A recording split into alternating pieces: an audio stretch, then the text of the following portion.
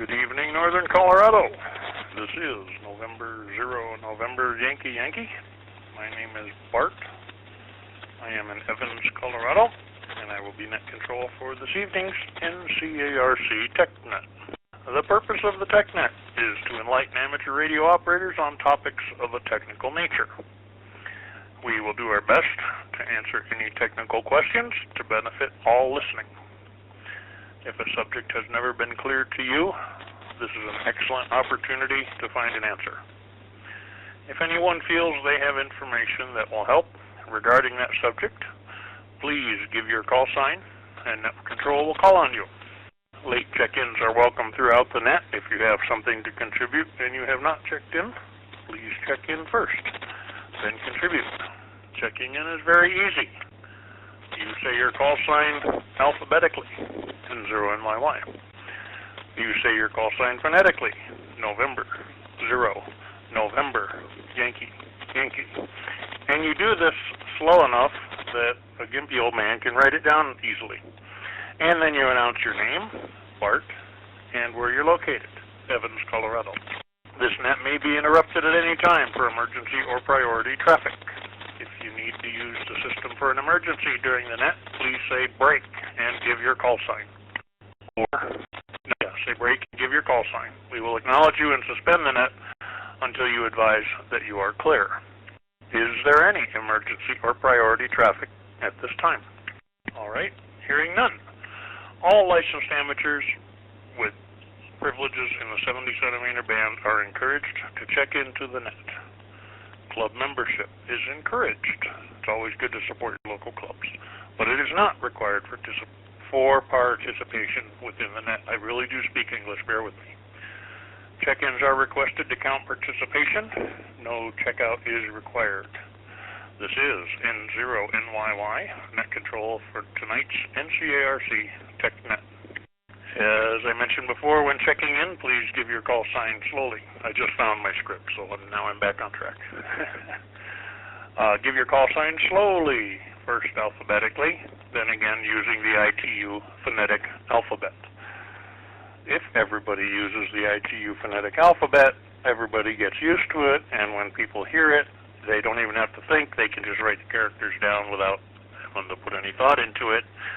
If you use creative stuff, like whatever you feel like, or the old military or the old police stuff, it's a little confusing, it's a little slower, and it's not as clear and concise as it could be if you use the ITU standard phonetics. When you check in, give your name and your location. State if you have a topic you would like to discuss. I will take check-ins in groups of 3. When I have acknowledged the first group of 3, I will move on to the next group of 3. If the group of 3 takes too long, I might interrupt and cut you off at 2, but we'll make it work out. For those of you that have never used Echolink, this repeater does have Echolink available, where you can get onto the repeater via your cell phone or your computer, provided you have the Echolink software or app. However, you cannot transmit until the repeater drops completely. I don't mean the courtesy beep, I mean the transmitter drops out, stops transmitting. Then the Echolink station can key up. Are there any stations this evening? Pardon me, I have the hiccups. On Echolink, who would like to check in at this time? Echolink stations only at this time, please. This is K0LEE, Kilo 0 Lima Echo Echo, Lee in Greeley, and I'm on Echolink. I would like to acknowledge K0LEE. Good evening, Lee. Good to hear you this evening. Are there any other Echolink stations, Echolink only, at this time, who wish to check in? Hearing no others, I will start by taking check-ins with call suffixes alpha through Mike. If your suffix begins with alpha through Mike, please call now. Again, I will take 3 in a row. This is Kilo 1 Delta Echo Golf, K1DEG. Mike, currently in Lovely Land. Good evening, Bart. This is K0LAO, Kilo 0, Lima Alpha Oscar, Luann in Loveland. Kilo, or KD0EXB,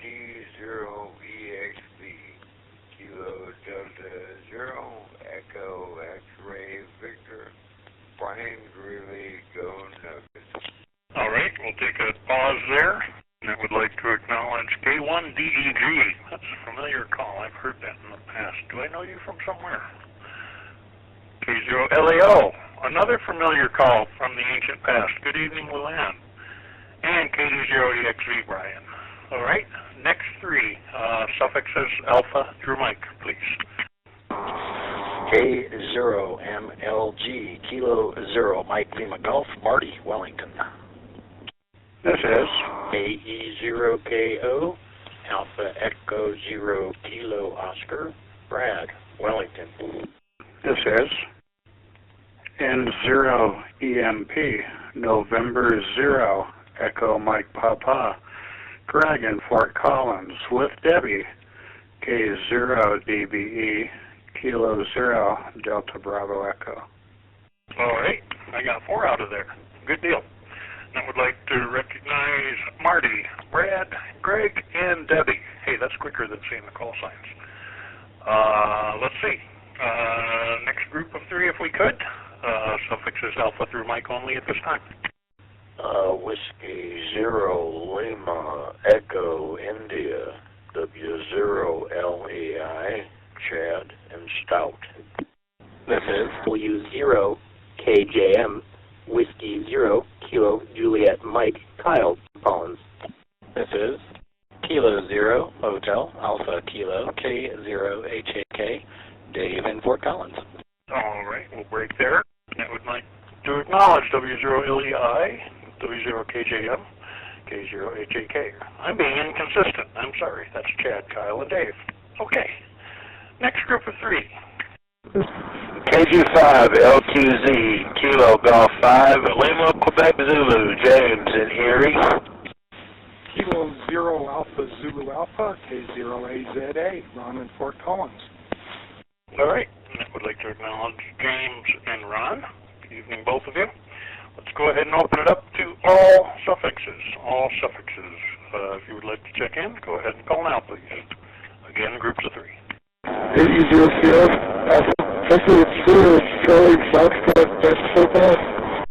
Romeo, Bravo, Phil, and Loveland.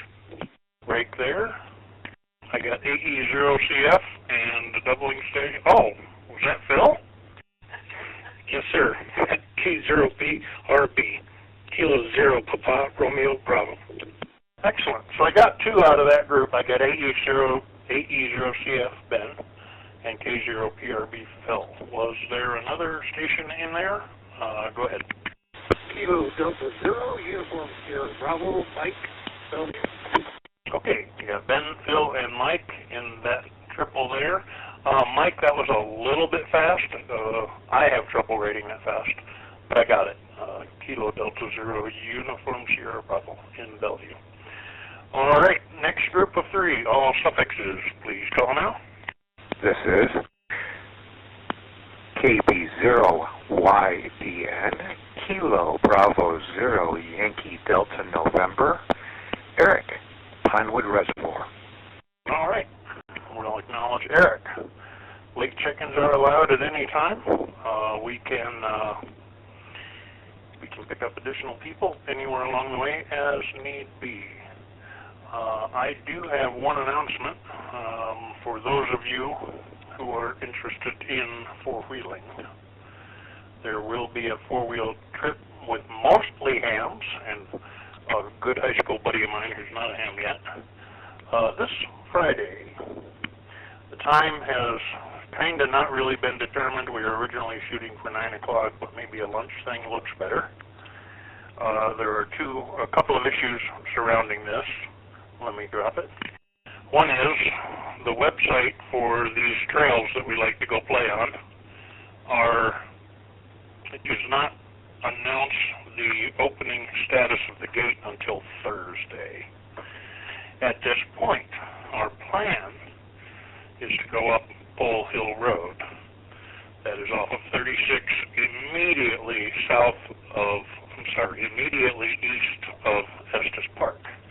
As you go out and climb up to the top of that big long hill, that is Bull Hill. On the north side of that road, on north side of 36, there's kind of a pull-off area that has a sign up there that points to Bull Hill Road. This is not a highly advanced trail or a very technical trail. There's a pile of big rocks at the very beginning that will probably test your skills, and once you get through that, everything after it is just fun. And the purpose of this is just to have fun, maybe pack a lunch, maybe go down to Estes Park for lunch. We can do what we want. We haven't formalized it. We'll probably formalize it a little bit more on Thursday. Dean, A0FD, was going to head this all up. However, he is now not sure that he will be able to do so. He had some company come in, they wanted to go wheeling, but they have to leave kind of early on Friday. So that discussion is still sort of up in the air. We will know more on Thursday. The reason I'm announcing this evening is because at least 2 people in the past had said, hey, next time a bunch of hands go wheeling, I want to go. So I didn't write down their call signs. I didn't make a note of who they were. So I don't remember. So if you're one of those people, or you're not, and you'd like to go four-wheeling on Friday, get in touch with me. We'll pick up more details, like I said, on Thursday. I'll know a whole lot more. I am usually pretty easy to find on the repeater, and my email is on my front page at QRZ, should you wish to contact me. Does anyone else have any announcements or topics of discussion for the net this evening? Please call Net Control now. YDN. Go ahead, Eric. 2 items. One, be advised that your mic position or mic cord is acting up because you go from very loud audio to very quiet audio and back again. And one time it happened with a loud scratching noise. Item 2, I don't hear Mark in here, so he probably want to remind you of the Wednesday lunch at Perkins in Loveland, Eisenhower Boulevard. I don't remember the address, but it's near the edge of town. It's on the south side of the road. It starts at 11:30. He has the address memorized, but you can Google it and get there from here. KB0YDN, back to Net. Alrighty. Eric, thank you very much for letting me know. I appreciate it. I was standing up, I was fidgeting around, a lot of nervous energy this evening for no good reason, but hopefully I have settled down, stabilized, and shall try to keep my communications more consistent. We are all about communicating and communicating well, and you can't if you're doing things like I was just doing, so thank you very much for letting me know. 2222 West Eisenhower Boulevard. West Eisenhower is 34, of course, in Loveland, is the address for the Perkins, and it's one of the tallest flagpoles around is right in their front yard. And yes, that is this Wednesday, starting approximately 11:30. Mark does normally announce it. Eric, thank you for the reminder there as well. Mark likes to call it TechNet with lunch. There are typically over 200 years of ham radio experience sitting in Perkins for that lunch. And you are welcome to grab people and ask them questions. Pick up your stuff and move over to another seat and sit down and ask somebody because you found somebody that knows about something you were wondering about. It happens with all of us and to all of us. It's a lot of fun. Which brings up another conversation about this net. All the new people out there that are afraid to ask questions, you are why this net was initially created. We want new people to feel free. There's no such thing as a stupid question if you're sincere in asking it. We want to help everybody. We know everybody doesn't know everything. We know a lot of people have strengths in areas and weakness in other areas. If you've got an area that you're weak in, or you just have a passing question, why do we do it that way? This is your opportunity to speak up and ask with no judgment, no ridicule for not knowing. We know people don't know.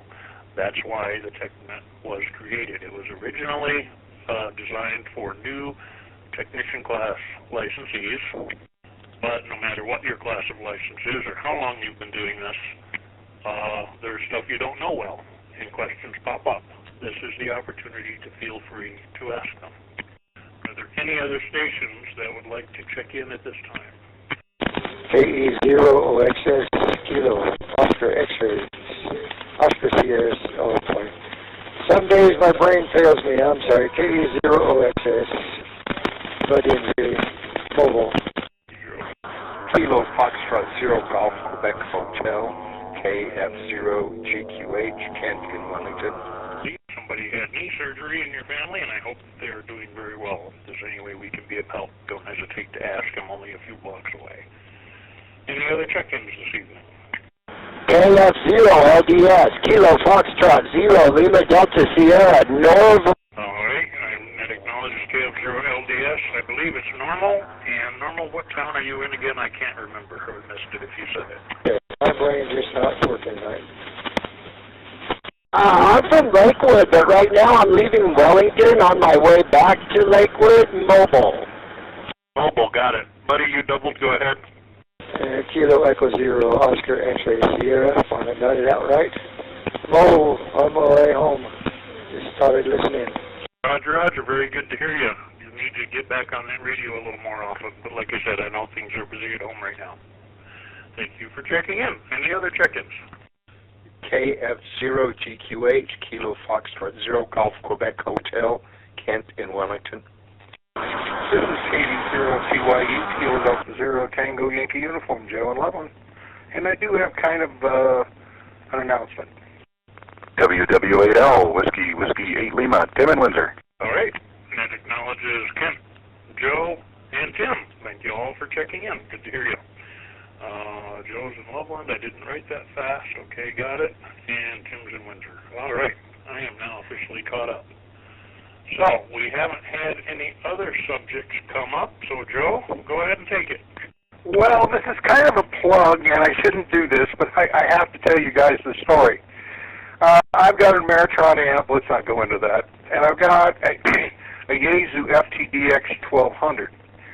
And we've had some problems with the amp activating. And long story short, we send everything to the manufacturers, and we sent the amp back again to Amp Meritron, and what a mess that was. Anyway, I want to put a big plug in for Yaesu's supports. I sent them this radio, and it cost me $26, which surprised me, to send it to California. I thought that was really good. They called me about 3 days later and said, we couldn't find anything wrong with the thing. And I said, well, okay, go ahead and bill me. And they said, no, we're not going to charge you anything, and we'll ship it back for free. He said, that's the kind of business we do. I just could not believe what they did. And I thought this was so cool. So, attaboy, Yaesu. YDN comment. It is good to know that there is one company that can provide good customer service in today's day and age. Still left out there. At least one, at least part of the time. YDN, go ahead. Thoughts. I found when I was talking to Yaesu, I mentioned a radio they had taken out of circulation. I'd say, I'd buy it again in a heartbeat if you had it for sale. And the person on the other end of the line wrote that down, which I thought was interesting. Also, more good news. Company 2, ICOM. I got whatever the last analog 2 RF deck radio was that does not come with a faceplate mounting kit for the body. And I bought the faceplate kit. The screws work the way loose in the car as it vibrates when you drop it. And I called ICOM and got distracted. And so their phone rang, and then it went to message. And like an idiot, I gave a call sign and said I need the 2 mounting screws. That was all.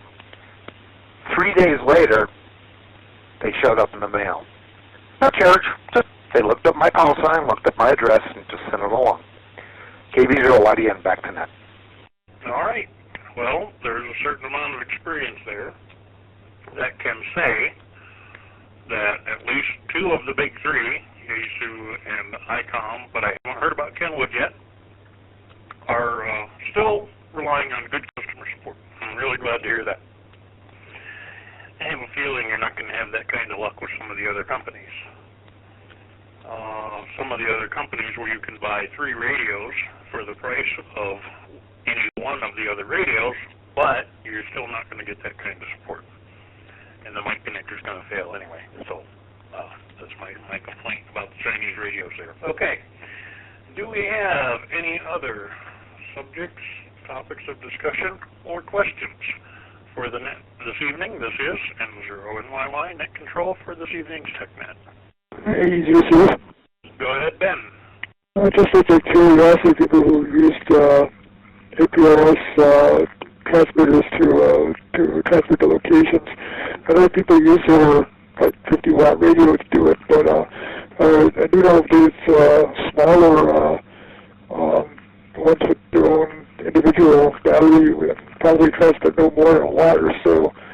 I'm wondering how well these actually work and what kind of antennas are on these things. Are people losing packets, or do they work perfectly well back in the easier stuff? Ben, I missed part of that. I'm not clear on what your question was. Can you paraphrase again for me, please? What the radio is not going out.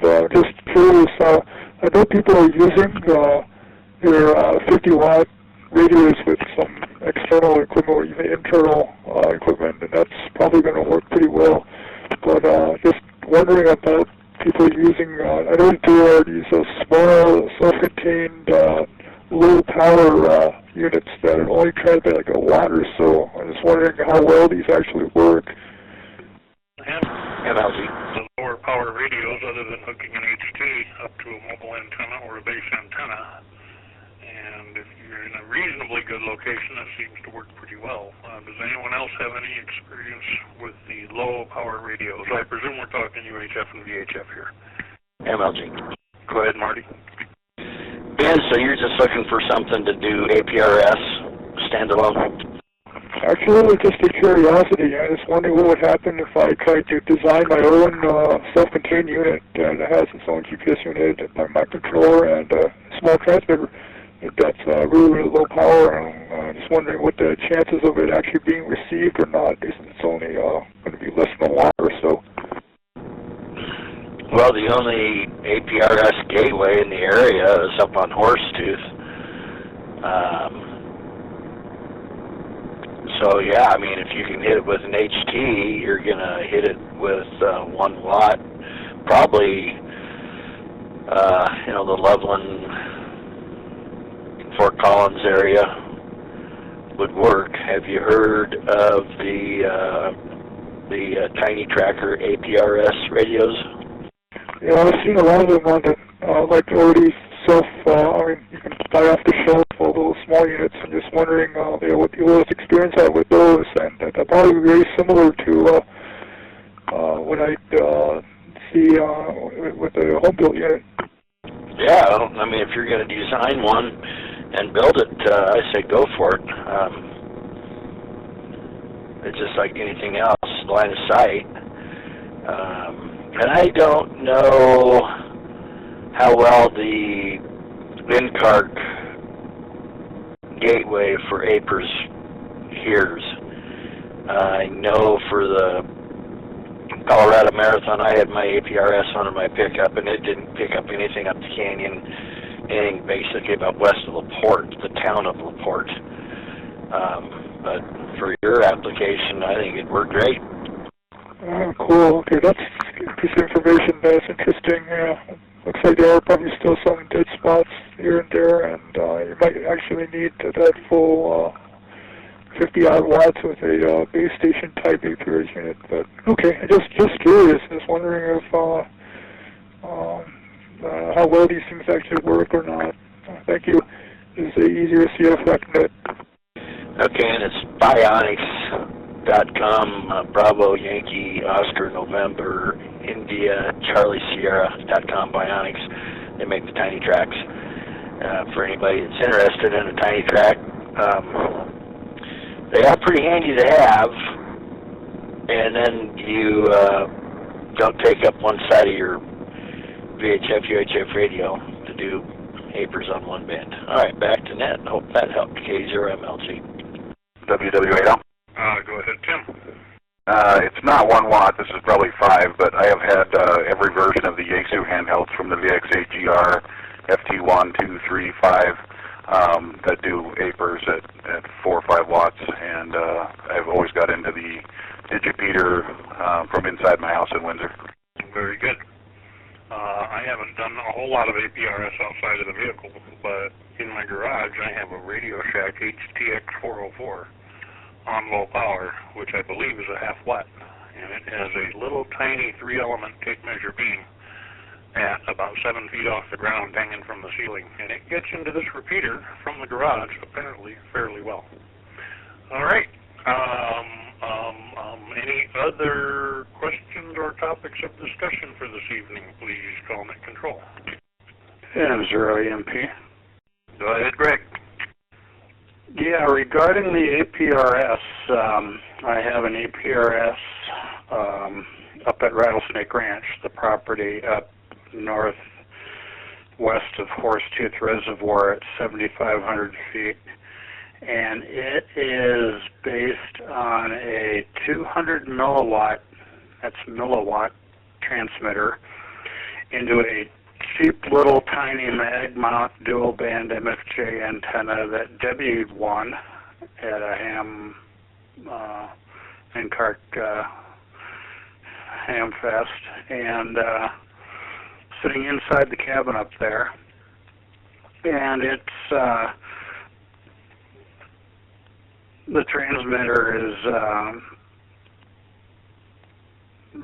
all the APRS stuff is generated on an Arduino that drives this little transmitter chip.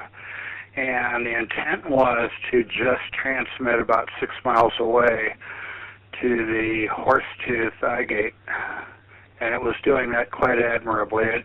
It gives solar panel system voltages and temperatures. So let me reset this.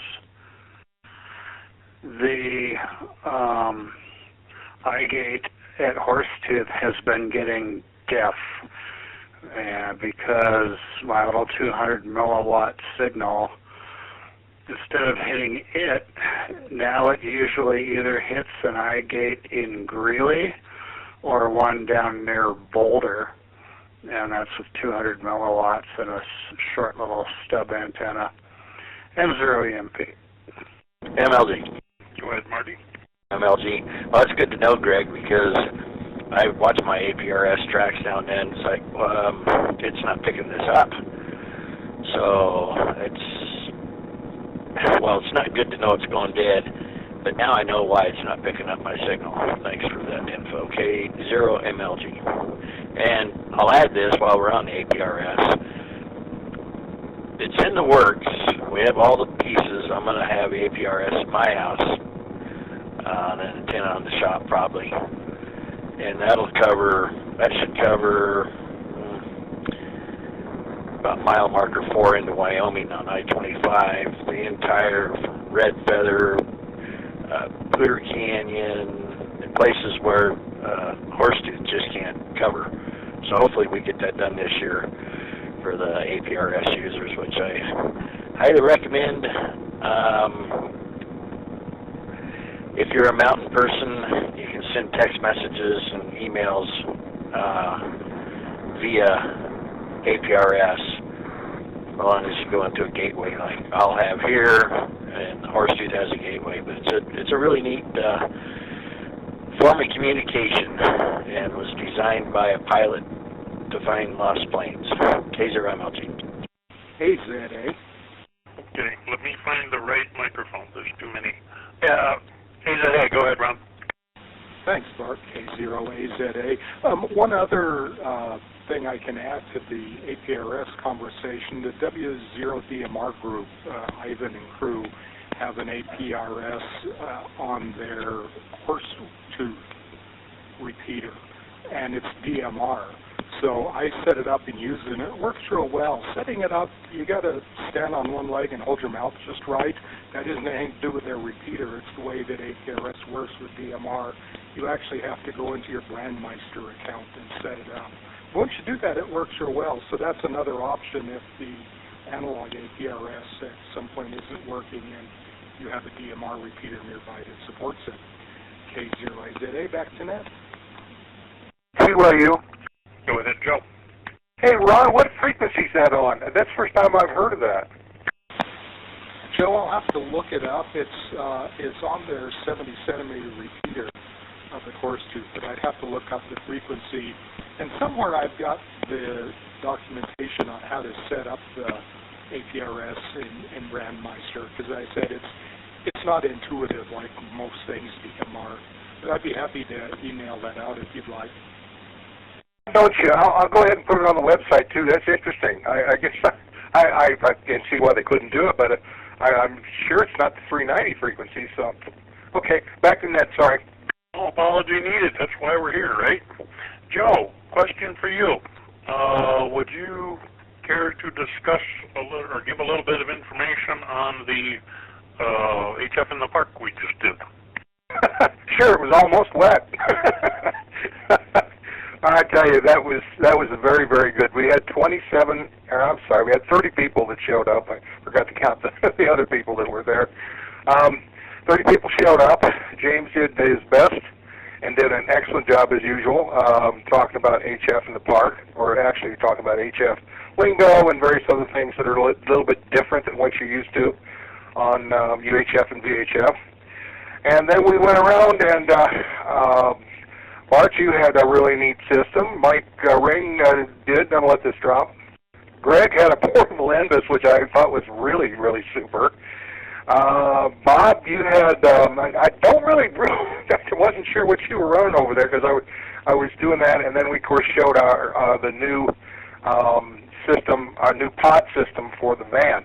The van was actually there, too, so everybody got a good look at that. Now, remember, the van has not been worked on yet. We plan on doing that within the next couple weeks. I'll let this drop, and I got one more thing.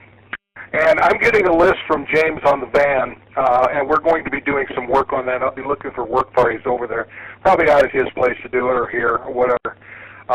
We've got a lot of work to do on it, interior, exterior, and anybody who wants to help out, you bet. I'll be sending out notices and stuff like that.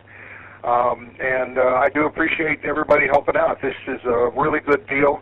We've got a little bit more money than what we thought, so we're really going to go into this thing full bore. But if you didn't see that pod that I had, that thing is absolutely amazing. Any questions? M0NYY, net control for this evening's TechNet. Joe, I heard you make a contact. I thought it was on HF from that. Where was that person? I know, it was a Lewis and Clark thing. In fact, they're on right now. I can't remember the call sign because he was using a special event call sign, and then he wasn't. And then there was a couple other people I got over in on the East Coast someplace. But yeah, that sucker was pretty good. Thanks, Bob, for that antenna. That sucker worked knocked out. I thought getting me one of them. Of course, you build it, so I'm not that talented. But yeah, it was a great day, I thought. And one other question. I saw the mast in the back of the van. How tall is that thing? It'll go up 50 feet. It's actually a camera mast. Those vans were actually giveaways. Well, I won't say giveaways. They were given to Rocky Mountain Ham because they're 501c3. And the club really does not own that, but we are supplying the equipment inside. But it is a 50-foot mast that was used for a camera. Imagine what you could do with a 6 or 8 element 440 beam up there, or 2-meter beam. Yeah, very cool stuff. Thank you. Appreciate it, Joe. That was a lot of fun. I'm still an avid fan of dipoles. No tuner, no balance, none of that stuff, and you pretty much get the whole band. However, as I demonstrated yet again, the setup is a pain. I've got to come up with some ways to streamline that. All right. This is, once again, N0NYY, net control for this evening's NCARC TechNet. Are there any other check-ins at this time? November 0, Delta, November Yankee. Nice to hear all you guys. Jim in Fort Collins.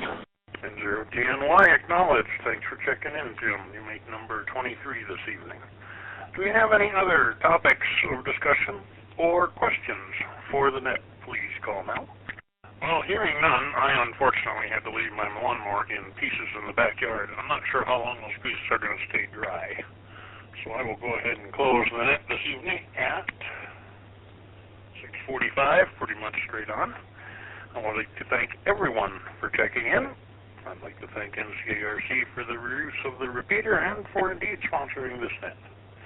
Just because the net's over, anytime you get on this repeater or any of the other NCARC repeaters, or for that matter, probably any repeater anywhere, hams like sharing their knowledge, their experience. So you new folks are a little mic, if you're a little mic shy, don't hesitate to dive in and ask your questions anytime. 99% of the time, you'll find somebody that knows the answer and is happy to help. The other 1% of the time, you'll find somebody that somebody will probably slap later in the week for their behavior. But you don't see those people on the repeater very often, for which I am truly thankful. I'd like to say 731 and all. Appreciate everybody's participation.